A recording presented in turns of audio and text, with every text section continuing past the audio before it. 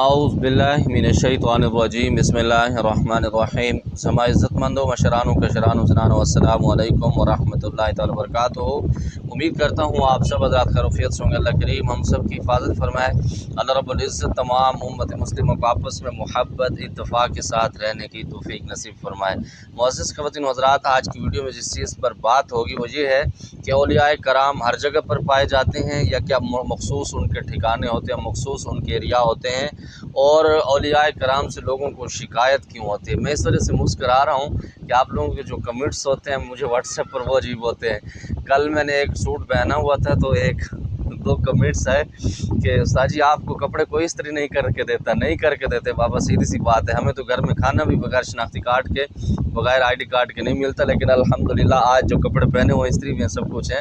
دراصل بات یہ ہے ہم تو ملنگ فقیر لوگ ہیں، جو آتا ہے پہن لیتے ہیں، اس میں کبھی وہ کیا نہیں۔ اور دوسری بات یہ ہے کہ کل بھی جو میں نے کپڑے پہنے ہوئے تھے وہ استری تھے، لیکن وہ کاٹن کی سسٹم ایسا ہے کہ وہ عجیب ان کی بگڑ جاتے ہیں۔ بہرحال اللہ آپ کی محبت کو سلامت رکھے۔ سوال یہ ہے کہ حضرت ہمارے یہاں ایک اللہ کا ولی ہے، لیکن مجھے ان سے بہت ساری شکایت ہیں، اور یہاں پر ایک ہندو عامل ہے، وہ یہاں پر حاضری کرواتا ہے اور کہتا ہے کہ بابا جی دیوی اور سب کچھ میں خود ہوں، یعنی جنات کو حاضری کروا کر لوگوں کو پریشان کرتا ہے، اور اس کا یقین ہے کہ کوئی اس کو کچھ نہیں کر سکتا، اور مجھے اس اللہ کے ولی سے یہ شکایت ہے کہ یہ اس کا مقابلہ نہیں کرتا، لیکن میرا دل کرتا ہے کہ میں اس کا مقابلہ کروں، پھر میں ڈر جاتا ہوں کہ میرے اوپر روحانی کوئی حملہ نہ کر دے، اور میرے پاس اتنی کوئی طاقت نہیں اور کوئی میرے پیچھے سپورٹ کرنے والا اللہ کا ولی بھی نہیں۔ معزز خواتین و حضرات، اس میں چند چیزیں آپ کو بتانا چاہوں گا۔ اس سے مراد یہ ہے کہ اللہ کا ولی جو ہوتے ہیں نا وہ ہر جگہ پر پائے جاتے ہیں، لیکن ہماری جو نظریں ہیں، ہماری جو آنکھوں کے اندر کمالات ہے وہ اس دیکھنے کو قابل نہیں ہوتا۔ یہ ضروری نہیں کہ جو اللہ کا ولی ہوگا بڑے جبے دستاریں اس نے پہن کے بیٹھی ہوں گی۔ اللہ کا ولی تو اس کو بھی کہتے ہیں جو خود نہ کھائے دوسروں کو کھانا کھلا رہا ہوتا ہے، چاہے اس کے کپڑے دیکھنے کے بھی نہ ہو تو وہ بھی اللہ کا ولی ہوتا ہے۔ اللہ کے دربان میں اس کا کیا مقام ہے۔ حضرت امام غزالی رحمۃ اللہ علیہ کے بارے میں آتا ہے کہ جب ان کی وفات ہوئی کچھ دن کے بعد خواب کے اندر کسی نے زیارت کی کہ حضور والا آپ کے ساتھ اللہ رب العزت نے کیا معاملات فرمائے، تو انہوں نے فرمایا کہ میری پکڑ ہوگی۔ اللہ رب العزت نے جب مجھے میرا حساب کتاب شروع کیا تو میں اللہ کی گرفت میں آ گیا، تو جب میرا اللہ رب العزت نے فیصلہ کیا کہ ان کو جہنم میں ڈالنا، تو میں کانپنے لگا کہ یا اللہ، پوری زندگی میں نے آپ کے نبی علیہ الصلوۃ والسلام کی حدیثیں لکھی ہیں، لوگوں کو تفاسیریں پڑھائی ہیں، آج پھر آپ مجھے جہنم میں ڈال رہے ہیں۔ تو اللہ نے فرمایا وہ جو آپ نے کام کیا ہے وہ دنیا کے معاملات تھے یا میرے تھے، بہرحال آپ کی جنت نہیں بنتی۔ تو وہ جانے لگتے ہیں تو اللہ رب العزت کی طرف سے حکم آتا ہے کہ ان کی ایک نیکی میرے پاس ہے، اس کو تولتے ہیں۔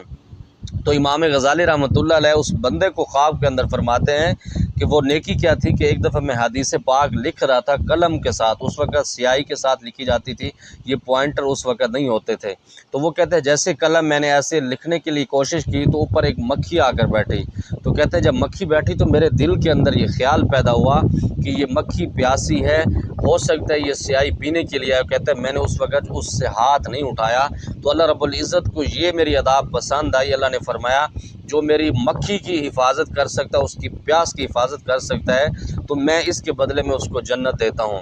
تو معزز خواتین و حضرات، مسئلہ یہ ہوتا ہے کہ ہم یہ سمجھتے ہیں کہ اولیاء جو ہوتے ہیں بہت بڑے بڑے ان کے آستانے ہوتے ہیں، بلکہ پچھلے دنوں میں KPK میں ہمیشہ ایک جگہ پر جاتا ہوں، میں اپنے بابا جان ان کو بلاتا ہوں، امتیاز احمد خان صاحب، تو ان کے دوسرے بھائی اعجاز خان صاحب وہ کسی جگہ پر سرکاری آفیسر ہیں، تو وہ چھٹی پر آئے ہوتے ہیں۔ وہ میرا نام بڑا سنتے تھے، لیکن میری ملاقات ایک ان سے ہوئی تھی، ان کو پتہ نہیں لگا تھا کہ دا استاد ہے، تو مجھے پتہ تھا کہ یہ اعجاز صاحب ہیں، ان کو پتہ نہیں تھا کہ یہ استاد جی ہیں۔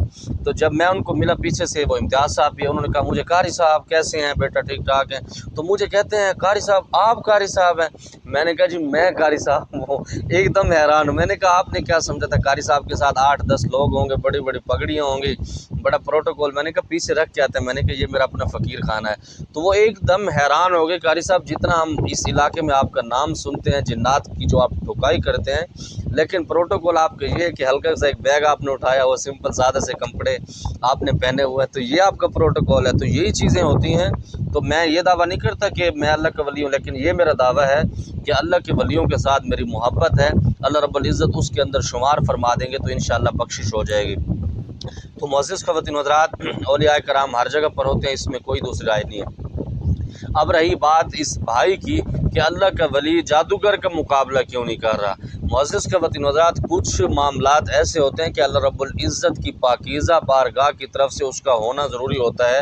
हो सकता है कि जो वो हिंदू वहाँ पर दावा कर रहा है, जब उसके पास लोग ज़्यादा जमा हो जाएँ, बहुत ज़्यादा भीड़ हो जाए, जब लोग उसके मानने वाले हो जाएं, तो एकदम वो अल्लाह का वली अपना करंट दिखाए। जैसे दाता हुज़ूर रहमतुल्लाह अलैह लाहौर के अंदर जब तशरीफ़ लाए तो वो जादूगर जो उसको दूध नहीं देते थे, तो उनकी जानवर जो होते थे, उनकी भैंसें जो होती थी, उनके थनों के अंदर खून आता था। तो जब दाता हुज़ूर उनके सामने उनका मुकाबला हुआ तो उन्होंने कहा जी कितना इल्म है। उसने कहा जी मेरा इतना इल्म है, मैं हवा के अंदर उड़ सकता हूँ, मैं वहाँ पर फ़िज़ा कर सकता हूँ, मतलब मैं उड़ान भर सकता हूँ। तो उन्होंने कहा जी आप उड़ के दिखाएं। जैसे वो उड़े तो दाता हुज़ूर ने फरमाया, दाता गंज बख्श ने, कि आप अपने जूते को हुक्म दिया कि ये जूते को कहा कि ऊपर से जाओ, इसकी ठुकाई करते हो इसको नीचे लाओ। तो वो जूता ऐसा उसको बजा, उसको नीचे भी लाया। उसके दिन से लेकर आज तक वो फिर बाद में मुसलमान भी हुआ, उनकी खिदमत में भी आया। हो सकता है इसके अंदर अल्लाह रब्बुल इज़्ज़त की कुछ ऐसे मामलात हों जो आपको समझ ना आ रहे हों। दूसरे नंबर पर आप कहते हैं कि मैं उसका मुकाबला करना चाहता हूँ।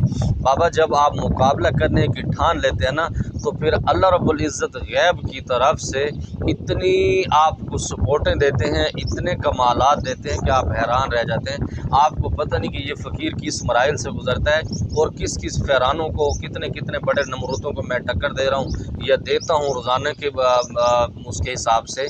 या बहुत सारे मामलात ऐसे बड़े बड़े आमिलीन इस वजह से मेरे ख़िलाफ़ हो जाते हैं जो काले इल्म करते हैं, लेकिन ये हक़ का सफ़र है, चलता रहेगा। तो मेरे बाबा, अगर आपके अंदर ये कैपेसिटी है तो आप इस काम को सीखें, अपनी बैकअप बनाएं, उसके बाद कोई ऐसा चैलेंज करें, या फिर ऐसा करें कि उससे पीछे हट जाएं। क्योंकि ईमान की 3 शर्तें होती हैं, 3 उसके अलामात होते हैं। पहला वो होता है कि जो काम बुराई देखो उसको अपने हाथ से रोको। दूसरा ये होता है कि आप उसको रोकने की पूरी कोशिश करें, लेकिन आपके अंदर हिम्मत नहीं है, मतलब पूरी कोशिश अपनी ज़ुबान से आप रोकें। सबसे पहले अपने हाथ से, फिर ज़ुबान से। तीसरा हिस्सा वो होता है कि आप दिल से उसको बुरा समझें। तो बाबा, अगर आप दिल के अंदर भी इसको बुरा समझ रहे हैं तो अल्लाह रब्बुल इज़्ज़त इसका भी आपको इंशाअल्लाह ताला अजर देंगे। इसी तरह दूसरा सवाल है, शाह जी, आप लोगों की बातों पर ज़्यादा दिल दुखी न किया करें। आप बहुत अल्लाह के नेक बंदे हैं और आप अच्छी बातें करते हैं, जो लोग देखना नहीं चाहते आप कमेंट पर बात न किया करें। बाबा, मैं किसी चीज़ों पर दुखी नहीं होता, अल्हम्दुलिल्लाह। जो अल्लाह ने दिल मुझे दिया है बड़ा मजबूत है, कमाल है, अल्लाह रब्बुल इज़्ज़त ने बर्दाश्त का सिस्टम दिया। दूसरे नंबर पर आपने ये कहा कि आप अल्लाह के नेक बंदे हैं, दाकार बिल्कुल गलत है, ये चीज़ नहीं है। बस आप दुआ करें अल्लाह अपने नेक बंदों में शुमार फरमा दे। तीसरे नंबर पर कि आप ऐसे कमेंट्स पर बात न किया करें। बाबा, जो बंदा, मैं ये समझता हूँ जिस दस्तरखान पर आप खाना खा रहे हैं ना, वहाँ पर अगर आपका दुश्मन नहीं है तो मेरे ख्याल में आपको ज़िंदगी जीने का मज़ा नहीं आएगा। ज़िंदगी के अंदर ये चीज़ें बड़ा ज़रूरी होती हैं। बहुत कुछ ये चीज़ें लोग सिखा जाते हैं जो गलत कमेंट्स करते हैं। यकीन माने मुझे बड़ी तक़वियत इससे मिलती है। अल्लाह हम सब की हिफाज़त फरमाए।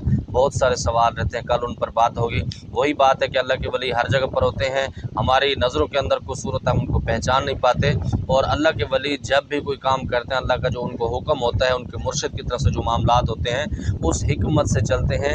अल्लाह रब्बुल इज़्ज़त हम सब की हिफाज़त फरमाए, 100% दीन के मुताबिक ज़िंदगी गुजारने की तौफ़ीक नसीब फरमाए। ज़मात पर ख़ास दुआ खुदा खुदा पामान। अस्सलामु अलैकुम।